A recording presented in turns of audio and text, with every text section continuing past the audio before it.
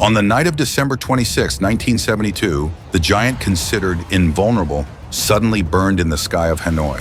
What made the B-52 fall before the SAM-2? In an instant, a brilliant orange flame engulfed the giant plane. 7 more B-52s would descend that night. This horrific tragedy was only the beginning. When Linebacker II ended, 15 B-52s lay scattered in the fields. There was no doubt the most advanced air technology in history had been defeated.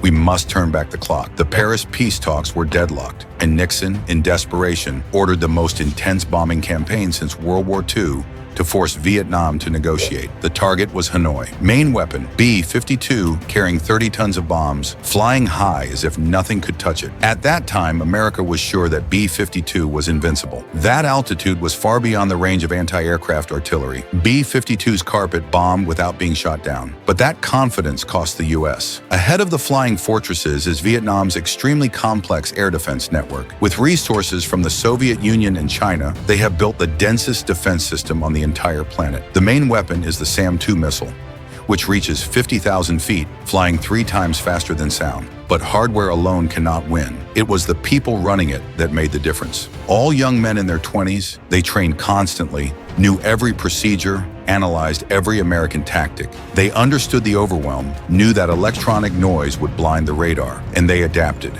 constantly moving the battlefield. They used dummy battlefields to draw fire and repeatedly turned their radar on and off, causing interference with the predicted signal. When the interference became too strong, they turned to a more daring tact, manual guidance. When the first B-52s arrived in Hanoi on the night of December 18th, the soldiers were ready and waiting.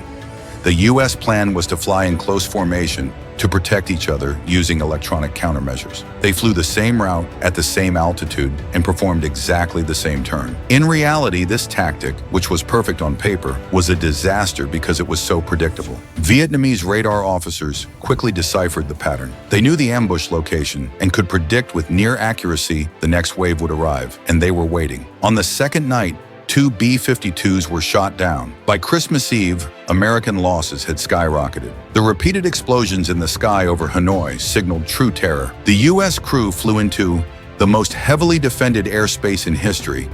Extreme pressure filled the cockpit with alarm bells and lights flashing constantly. Each B-52 that crashed carried 6 crew members. When the SAM exploded, shrapnel penetrated the fuselage, destroying the oxygen system and crippling the engines. For the missile crew, each successful shot was a miracle. They operated under a constant barrage of bombs. One position was destroyed, and another appeared as if fighting through smoke.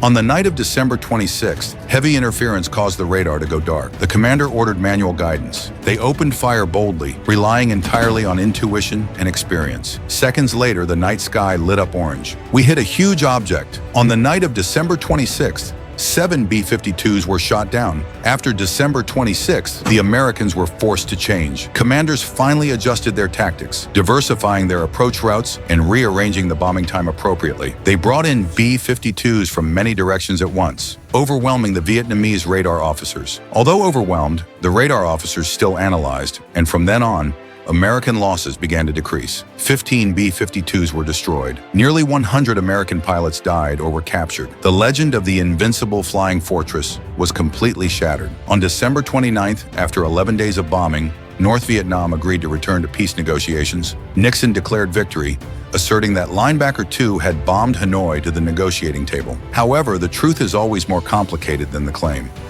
North Vietnam was not defeated. Despite the heavy bombing, the air defense system held firm. What made the difference? Adaptability. The key lesson: technological superiority alone does not determine victory. People, not machines, win.